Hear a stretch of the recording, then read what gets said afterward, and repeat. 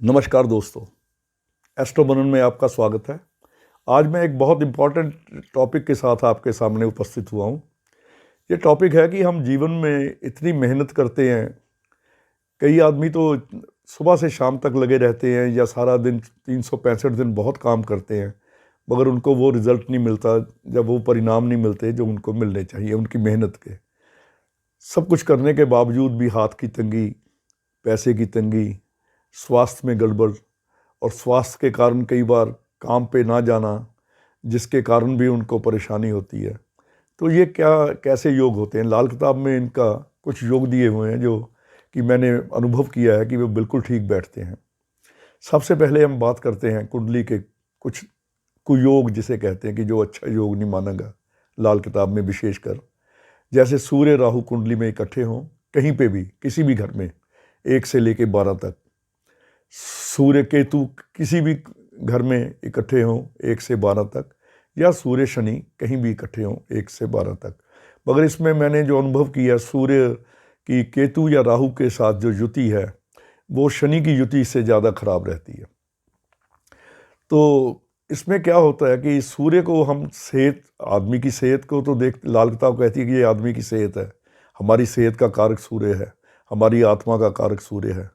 वो कहती है कि लाल किताब में लिखा है कि जो हम काम काज करते हैं, जो राज दरबार का मतलब जो हम काम काज करते हैं, हमारा राज दरबार, उसके कारक भी सूर्य हैं।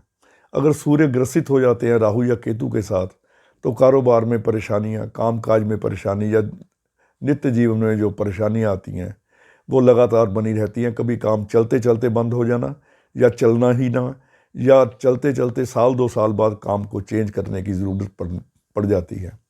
तो इसके लिए ये जो युतियाँ हैं सूर्य राहु की, सूर्य केतु की, सूर्य शनि की, ये व्यक्ति को बहुत तंग करती हैं। तो इनके लिए अगर आपकी कुंडली में भी ऐसा योग हो, अगर सूर्य राहु की युति हो, तो आप जो नारियल होता है, अगर आपकी ये कुंडली में योग बना हुआ है, तो एक नारियल जटा वाला जिसके अंदर पानी भी होता है वो भी ले सकते हैं। अगर आप कहीं उसको आप दान करें, मंदिर में रखें, महीने में 1-2 बार, ये लगातार करना है आपको 1 साल के लिए। अगर वहाँ अगर वो आपको पानी वाला नारियल ना मिले, तो एक सूखा नारियल, जिसे नरेल भी कहते हैं, जो पूजा के काम आता है, पूजा के हवन में काम आता है, उसे भी आप जल प्रवाह करते रहें अगर आपको ये अवेलेबल हो। नहीं तो जटा वाला नारियल ही आपको काम दे देगा। अगर सूर्य केतु की युति हो, तो तिल, काले तिल और सफ़ेद तिल मिला के घर में आप उसे हवन करिए, कुछ भी, किसी भी मंत्र से। तो उसको अग्नि में, उन तिलों को आप आहुति के रूप में डालिए, और जो उसकी राख हो उसको किसी चलते पानी में, नहीं तो किसी पेड़ की जड़ में, जैसे पीपल वगैरह की जड़ में डालते रहिए। ऐसा भी महीने में 1-2 बार आप करते रहेंगे। 1 वर्ष भर करने में आपको लगेगा कि आपके जो काम अड़ रहे थे, जो जिनमें अड़चन आ रही थी, वो ठीक होने शुरू हो गए। अगर सूर्य शनि की युति हो, तो वो युति, ये तो आपको काम काज में तो रुकावट डालती है, गृहस्थ जीवन के लिए भी ये अच्छी नहीं मानी गई।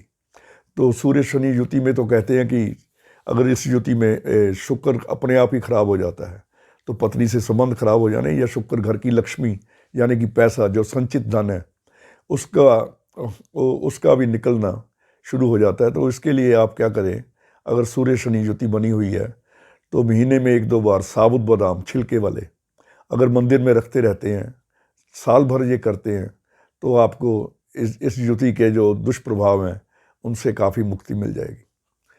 उसके अलावा चंद्र राहु अगर इकट्ठे हैं, चंद्र राहु अगर इकट्ठे हो कुंडली में, तो बुध खराब हो जाता है। चंद्र राहु अगर इकट्ठे हो कुंडली में, तो बुद्धि जो अब आदमी की है वो भ्रमित रहती है, वो आदमी ठीक से काम नहीं कर सकता, ठीक से सोच नहीं सकता। अगर ये युति हो आपके कुंडली में चंद्र राहु की, तो साबुत मूंगी जो होती है, बुध की चीज़ें, या हरा पालक या सब्जी कोई भी, या साबुत मूंगी आप चिड़ियों को डाल सकते हैं, पक्षियों को डाल सकते हैं, या गाय को आप हरा चारा, पालक वगैरह या हरी सब्जी वगैरह डालते रहें, 1 वर्ष भर करें, तो ये चंद्र राहु की युति है, इससे आपको जो इसके कारण अड़चने आ रही हैं उससे काफ़ी फायदा मिलेगा। दूसरी युति है चंद्र केतु की। चंद्र केतु की अगर युति हो तो चंद्र केतु की युति सबसे ज़्यादा जो ख़राब करती है, हमारे स्टेमिना को ख़राब करती है।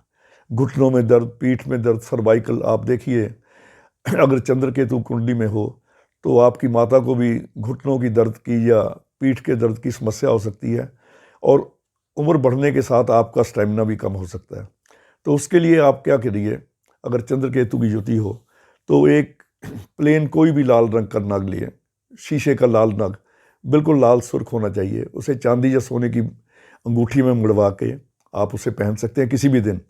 तो वो पहने रखेंगे तो आपके जो स्टेमिना है उसमें आपको भी ठीक होंगे, और आपकी माता का जो अगर दर्द वगैरह होते हो उनको भी ये काफ़ी फ़ायदा देगा।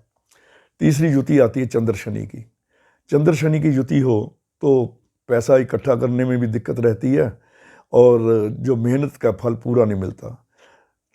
उसके लिए अगर चंद्र शनि युति हो और आपको परेशान कर रही हो तो कहीं भी कोई खड़ा पानी हो, कहीं पानी का जोहड़ मिले आपको, या पानी की बावड़ी मिले, जहाँ खड़ा पानी हो, या कुआं मिले, तो उसमें आप 1 रुपये 2 रुपये का सिक्का डालते रहें। अगर ये आपके पास अवेलेबल ना हो तो कभी शमशान जाना पड़े तो शमशान के अंदर भी अगर 1 पैसे या 1-2 रुपये का सिक्का आप डाल देते हैं तो जब भी आपको जाना पड़े, तो ये चंद्र शनि की जो युति है इसके दुष्परिणाम से आपको काफ़ी मुक्ति मिलेगी। इसके अलावा फिर कुंडली में पंडित ने बताया है कि टेवे अंधे भी होते हैं।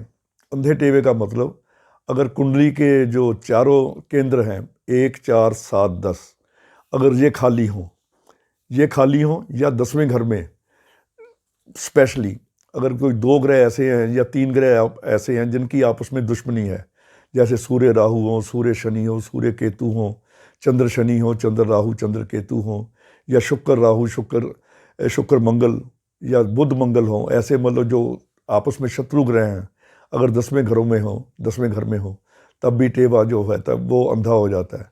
आपको अपने जो मेहनत करते हैं उसका पूरा परिणाम नहीं मिलता। अगर 10वें घर में आपके कोई ऐसे दुश्मन ग्रह बैठे हों या चारों केंद्र खाली हों, तो कभी कभी अगर आप 10 अंधों को मीठा भोजन देते हैं तो साल में 1-2 बार देते हैं किसी अंध महाविद्यालय में जाके, या जहाँ कहीं भिखारी बैठे हों, कोशिश करें कि 10 अंधों को दे, ना भी मिले तो जितने मिले उनको मीठा भोजन दीजिए आप, मगर उसके साथ आपको नमकीन चीज़ बिल्कुल कुछ नहीं देनी। उससे आपके ये जो अंधा टेवा है, तो इस अंधे टेवे वाले की कहते हैं कि अंधे घोड़े की तरह भागता है मगर उसको दिखाई कुछ नहीं देता, मंजिल नहीं दिखाई देती, तो वो मंजिल दिखाई देने लग जाती है, यानी कि आपको अपना टारगेट है उसके लिए आप फोकस्ड हो जाते हैं, और टारगेट के और अपनी मंजिल की ओर आप चल पड़ते हैं। दूसरा टेवा होता है उसे अंधराता टेवा का। अंधराता का मतलब जिसको रात को दिखाई नहीं देता। वो टेवा कैसे बनता है कि अगर किसी भी कुंडली में 7वें घर में शनि हो और 4थे घर में सूर्य हो तो उसे अंधराता टेवा कहते हैं, कि जिसको रात को दिखाई नहीं देता। अगर ऐसी समस्या हो आपके साथ कि आप टेवा देखें, अगर 7वें घर में शनि और 4थे घर में सूर्य है, तो जो नेक ग्रह हैं जैसे मंगल, सूर्य, चंद्र, शुक्र वगैरह, तो इनके अगर आप काम करें तो इनका काम कोई शुरू करें तो आप रात को करें। जैसे बृहस्पति का सोने का काम है, सूर्य का सूर्य संबंधी काम है, कोई गुड़ का काम करना है आपने, या कोई भी काम जो नेक ग्रहों के काम है वो रात को शुरू करें। और जो पाप ग्रह हैं जैसे शनि का कोयले का काम करना है, लोहे का काम करना है, या राहु के संबंधी ट्रांसपोर्ट वगैरह का कोई काम करना है, तो उसे आप दिन में शुरू करें। ये अंधराता टेवा वालों के लिए ये उपाय बताया गया है। उसके बाद होता है नाबालिग टेवा। नाबालिग टेवा होता है या तो चारों केंद्र खाली हों, या फिर चारों केंद्रों में राहु, शनि और केतु हों, कि केंद्र में या तो खाली हैं या राहु, शनि और केतु हैं सिर्फ, तो वो टेवा नाबालिग कहा गया। नाबालिग टेवे वाले, अगर आपके टेवे में कुछ ऐसा है आपकी कुंडली में, तो आपको किसी की सहायता लेके काम करना चाहिए, खुद मुख्तियारी नहीं करनी चाहिए।